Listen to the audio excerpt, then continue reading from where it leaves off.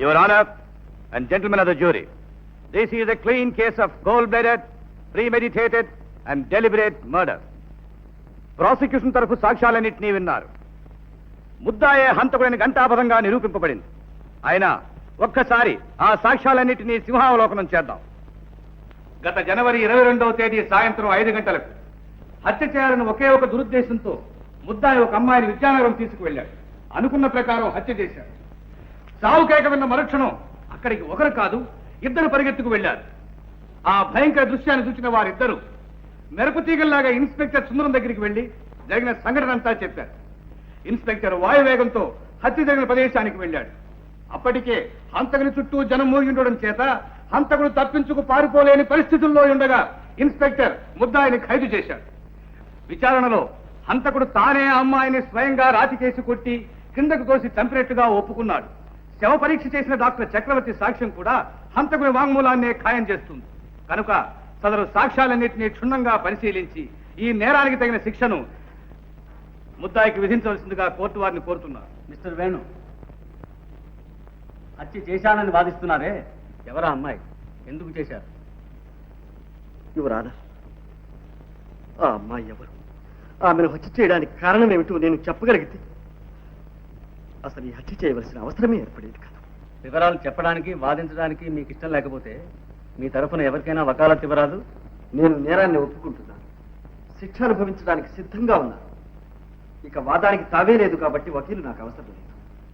యువరానా, ముద్దాయి తరఫున విచారణ జరపడానికి కోర్టు వారిని నేను అనుమతి కోరుతున్నాను. యువరానా, నా తరఫున ఎవరు వాదించడం నాకు ఇష్టం లేదు, నేను అనుమతించను. అనుమతి కోరుతున్నది ముద్దాయిని కాదు, కోర్టు వారిని. యువరానా, ఈ కేసులో ముద్దాయి తరఫున విచారణ జరపవలసిందిగా వీరి భార్య నాకు వకాలత్ ఇచ్చారు. ఆ వకాలతను అనుసరించి నేను ఇప్పుడు అపీల్ అవుతున్నాను. yes, you can proceed. Your honour, prosecution తరఫున సాక్షులందరినీ క్రాస్ ఎగ్జామిన్ చేయడానికి కోర్టు వారు అనుమతించాలి. yes. ఇన్స్పెక్టర్ గారు, హత్య చేయబడిన అమ్మాయి ఎవరు? తెలియదు. ఏ ఊరు? తెలియదు. పేరు? తెలియదు. ఆ అమ్మాయికి ముద్దాయికి ఏమిటి సంబంధం? ఇంతవరకు తెలియదు. అంటే హత్య చేయబడిన అమ్మాయిని గురించి ఈ నిమిషం వరకు మీకేమీ తెలియదన్నమాట. చేయవలసిన విచారణలు ప్రకటనలు అన్నీ చేశాం. ఆమెకు అయిన వాళ్ళు కానీ బంధువులు కానీ ఎవరూ ఉన్నట్లు లేదు. అందువల్ల ఆమె అనాథని తీర్మానించాం. అంతకంటే ఇంకేమీ తెలియదు. మరి ఏమీ తెలియకుండా ముద్దాయి హంతకుడిని ఎలా తీర్మానించారు, ఎలా ఖైదు చేశారు? అదే హత్య చేశాను ముద్దయ్య ఒప్పుకున్నాడు. అదిగాక హత్యాస్థలం నుంచి ఇద్దరు మనుషులు నా దగ్గరకు వచ్చి రిపోర్ట్ ఇచ్చారు. ఏమని? ఒక అమ్మాయిని ఎవరో హత్య చేశారని, హత్య చేసిన వాడు పక్కనే ఉన్నాడని, వాళ్ళు కళ్ళారా చూశారని చెప్పారు. మరుక్షణంలోనే నేను వెళ్ళి ముద్దాయిని అరెస్ట్ చేశాను. అలాగా? అంటే మీరింట్లో యూనిఫారం లోనే ఉన్నారన్నమాట. మామూలు దుస్తుల్లోనే ఉన్నాను. ఆ దుస్తుల్లోనే వెళ్ళారా? లేదు, యూనిఫారం వేసుకునే వెళ్ళాను. వేసుకుని అంటే వాళ్ళు వచ్చి చెప్పిన తర్వాతనేగా? అవును. దుస్తులు మార్చుకోవడానికి మీకు ఎంత టైం అయింది? 10 నిమిషాలు. హత్య జరిగిన స్థలానికి మీ ఇంటికి ఎంత దూరం? దాదాపు 2 మైళ్ళు ఉంటుంది. ఈ 2 మైళ్ళు వెళ్ళడానికి మీకు ఎంత టైం పెట్టింది? సుమారు 20 నిమిషాలు ఉంటుంది. దుస్తులు మార్చుకోవడానికి 10 నిమిషాలు, హత్య జరిగిన చోటికి వెళ్ళడానికి 20 నిమిషాలు, మొత్తం 30 నిమిషాలు. అంటే అరగంట తర్వాతనే మీరు ముద్దాయిని చూశారు. అవును. మరుక్షణమే ఖైదు చేశానని చెప్పారే? అంటే నేను అక్కడికి వెళ్ళిన మరుక్షణమే అని నా అభిప్రాయం. ఓహో, that's all, you can go.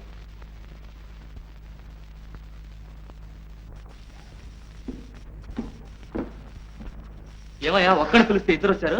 పిలిచినారు కదండి. పిలిచి దొక్కనే అట్లా అంటే ఎట్టారా?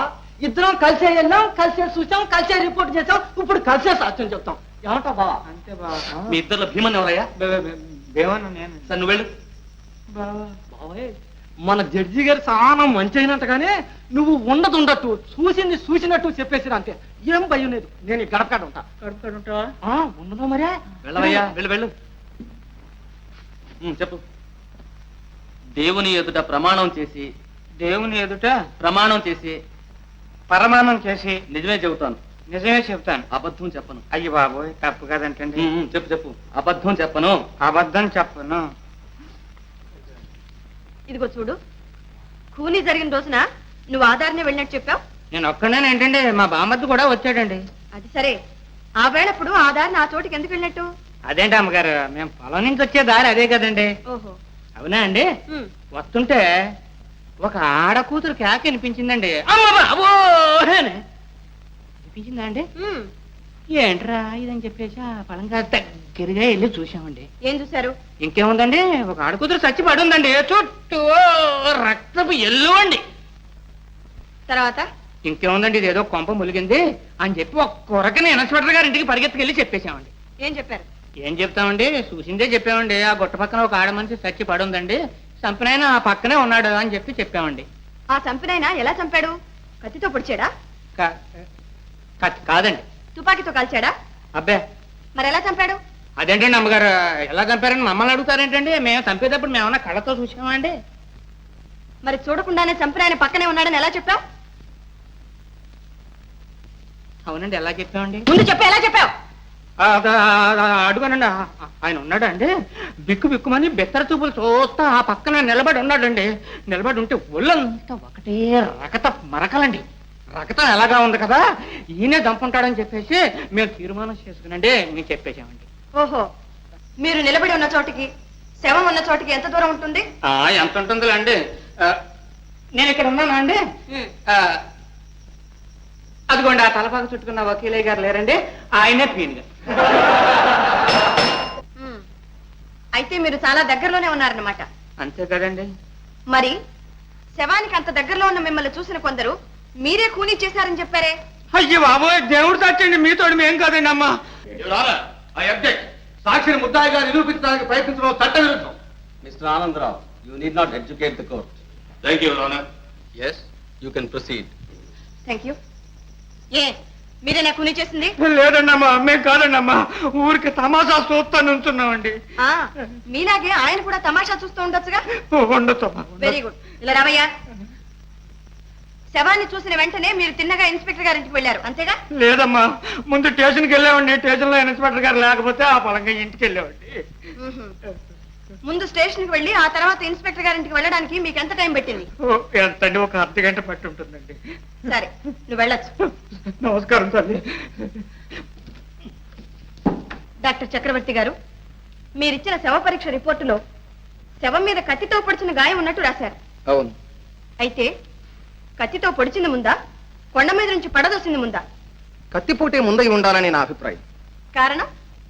అంత ఎత్తైన కొండ మీద నుంచి పడద్రోసిన తర్వాత మనిషి బ్రతికుండడం అసాధ్యం. చచ్చిపోయిన తర్వాత శవాన్ని కత్తితో పడవలసిన అవసరం లేదు. ఒకవేళ ఆవేశంలో పొడిచాడనుకున్నా శవం నుంచి రక్తం రావడం అసంభవం. అంటే కత్తిపోటు వల్ల ఏర్పడ్డ గాయం నుంచి రక్తం వచ్చిందంటారు? అవును, చాలా ఎక్కువగా వచ్చింది కూడా. Your honour, please note this point. You can go. Thank you. Your honour, మెరుపు తీగల్లా ఇద్దరు మనుషులు పరిగెత్తారు, వాయువేగంతో ఇన్స్పెక్టర్ వచ్చి ముద్దాయిని ఖైదు చేశారు అని అతి చమత్కారంగా జరిగిన కాలాన్ని సంగ్రహించి జరుగుని నేరాన్ని సమర్థించి తన సామర్థ్యాన్ని రుజువుపరచుకోవడానికి అన్ని విధాలా ప్రయత్నించారు మన పబ్లిక్ ప్రాసిక్యూటర్. కానీ హత్య జరిగిన గంట సేపటికి గానీ ఇన్స్పెక్టర్ ముద్దాయిని అరెస్ట్ చేయలేదు. ఉద్దేశపూర్వకంగా హత్య చేసి నేరాన్ని ఒప్పుకుని శిక్షను అనుభవించడానికి సిద్ధపడిన వాడైతే వెంటనే పోలీస్ స్టేషన్కి వెళ్లి తనకు తానే పట్టుబడతాడు. అంతేకాని హత్య చేసిన తర్వాత అదే స్థలంలో ఒక గంట సేపు ఇన్స్పెక్టర్ రావాలి, ఈ దృశ్యాన్ని చూడాలి, తనను ఖైదు చేయాలి అని ఎంత తెలివి తక్కువ వాడైనా అలాగే కూర్చుని ఉంటాడా? ఎందుకు కూర్చుని ఉండడు? యువర్ ఆనర్, ముద్దాయి ఆరితేరిన హంతకుడు కాదు, ఏదో ఉద్రేకంలో చేసి ఉంటాడు. నెత్తురు కళ్ళ చూడగానే దిగ్భ్రాంతి చెందిపోయాడు, పారిపోదామన్నా కాళ్ళాడలేదు. అటువంటి పరిస్థితుల్లో అదే చోట గంటల తరబడి అతనే కాదు మరి ఏ హంతకుడైనా ఉండిపోతాడనడంలో ఆశ్చర్యం ఏమీ లేదు. యువర్ ఆనర్, యువర్ ఆనర్, హత్య చేయాలని ఒకే ఒక దురుద్దేశంతో ఒక అమ్మాయిని తీసుకెళ్లి ఖూనీ చేశాడని ఇంతకు పూర్వమే వాదించిన పబ్లిక్ ప్రాసిక్యూటర్ ఇప్పుడు ఉద్దేశపూర్వకంగా కాదు ఉద్రేకంలో చేసిన హత్య అని సెలవిస్తున్నారు. యువర్ ఆనర్, కొండ మీద నుంచి క్రిందకు పడదోసి హత్య చేసినట్లుగా ముద్దాయితో సహా అందరూ వాదిస్తున్నారు. కానీ శవం మీద కత్తిపోటు ఉన్నట్లు డాక్టర్ గారు చెప్తున్నారు. అయితే పొడిచిన ఆ కత్తి ఎక్కడ?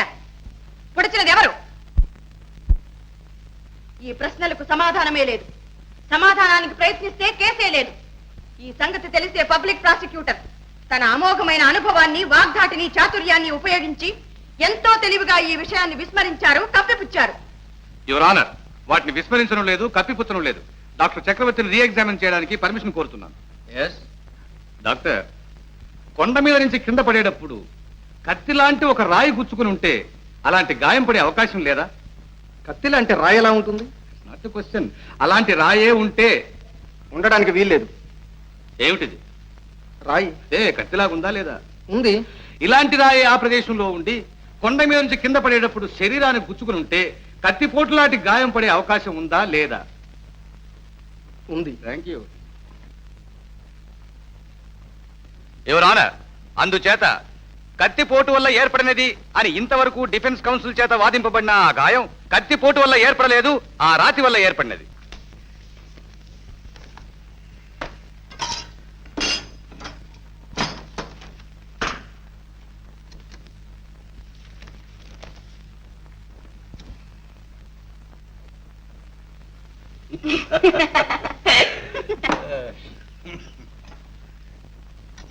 మీరు పలహారాలు చేస్తున్నప్పుడు ఏదో పులి కేక వినపడి మీ ఆయన పరిగెత్తికి వెళ్ళాడని చెప్పావు కదా, కేక వినిపించాక ఆయన వెళ్ళాడా, ఆయన వెళ్ళాక కేక వినిపించిందా? కేక వినపడ్డ తర్వాతే వారు వెళ్ళారు. ఆ పాపిష్టి కేకే వినపడకపోతే వారు నన్ను వదిలిపెట్టి వెళ్ళేవారు కాదుగా. చూడమ్మాయి, నీ చెయ్యి ఎవరో ఒక మగవాడు తొక్కి పారిపోయాడని చెప్పావు కదా, నువ్వా గుడ్డిదానివి. నీ చెయ్యి తొక్కింది మగవాడిని ఎలా చెప్పగలవు? చెప్పగలను, నాకు బాగా తెలుసు. ఆడదై ఉండకూడదా? కాదు, కానే కాదు, మగవాడే. అంత నిశ్చయంగా ఎలా చెప్పగలవు? స్పర్శ జ్ఞానం వల్ల. ఏమిటిది? కాగితం. ఇదేమిటి? కళ్ళజోడు. ఇది ఆడదాని చెయ్యి. కాదు, నా చెయ్యి. నన్ను ఎందుకు ఇలా మోసం చేస్తారు? ఎందుకు ఇలా అన్యాయం చేస్తారు? ఇది మీ చెయ్యి కాదు, ఆడదాని చెయ్యి. సరే చూడమ్మా, నీ భర్తని నీ ఇదివరకు ఇలా ఎక్కడికైనా షికారు తీసుకెళ్ళాడా? లేదు, ఇదే మొదటిసారి. ఇప్పుడు మాత్రం ఎందుకు తీసుకెళ్ళాడు? అక్కడ రాళ్లలో చెక్కిన రథాలు విగ్రహాలు ఉన్నాయి, చూపిస్తారా అని తీసుకువెళ్ళారు. అవన్నీ నువ్వు చూసావా? చూశానండి. బాగున్నాయా? చాలా బాగున్నాయండి. యువర్ ఆనర్, ఇది 100% అబద్ధము సాక్ష్యం ఉండడానికి ఇంతకంటే రుజువు ఏం కావాలి? అయ్యయ్యో, నేను అబద్ధం చెప్పడం లేదండి. నేను చెప్పిందంతా అసత్యం చేసి వారిని శిక్షించకండి. నా మాట నమ్మండి, వారిని కాపాడండి. ఏడోకమ్మా, ఇది కోర్టు. యువర్ ఆనర్, హత్య జరిగిన ప్రదేశంలో అదే సమయంలో తన భర్తతో పాటు తాను ఉన్నానని గుడ్డిని వాదిస్తోంది. కళ్ళు లేని తన భార్యకు కళాదృశ్యాలు చూపించడానికి విద్యానగరం తీసుకువెళ్ళాడట. ఆమె చూసిందట, ఆనందించిందట. ఇది నమ్మదగిందేనా? గుడ్డిని శిలను శిల్పాలను చూడగలుగుతుందా? యువర్ ఆనర్, ఆపదలో ఉన్న తన భర్తను రక్షించుకోవాలనే ఆదుర్దాతో ఆమె చెప్తున్న అబద్ధ సాక్ష్యం ఇది. యువరానర్, ఇప్పుడు ఇక్కడ జరుగుతున్నది కేసు విచారణ లేక ఒక అమాయకురాలైన అంధరాన్ని అవమానించడమా? పబ్లిక్ ప్రాసిక్యూటర్ ప్రతిదానికి గుడ్డిది గుడ్డిది అని గుచ్చి చెబుతున్నారు. పైగా కళ్ళు లేని భార్యను కళాదృశ్యాలు చూపడానికి తీసుకువెళ్ళాడట అని పరిహాసం చేస్తున్నారు. ఆమె కళ్ళు లేనిదా? ఎవరన్నారు? నేను చెప్తున్నాను, ఆమెకు కళ్ళున్నాయి. ఆమె భర్తే ఆమెకు కళ్ళు. తన భర్త కళ్ళతోనే ఆమె ఈ ప్రపంచాన్నంతా చూస్తోంది, ఆనందిస్తోంది. ప్రాణానికి ప్రాణంగా ప్రేమించే భర్త పక్కనున్నప్పుడు ఆడది చూడలేని అందం లేదు, చవి చూడలేని ఆనందం లేదు. ఈ రహస్యం మీకెవరికీ అర్థం కాదు. కారణం ఇది స్త్రీ హృదయం.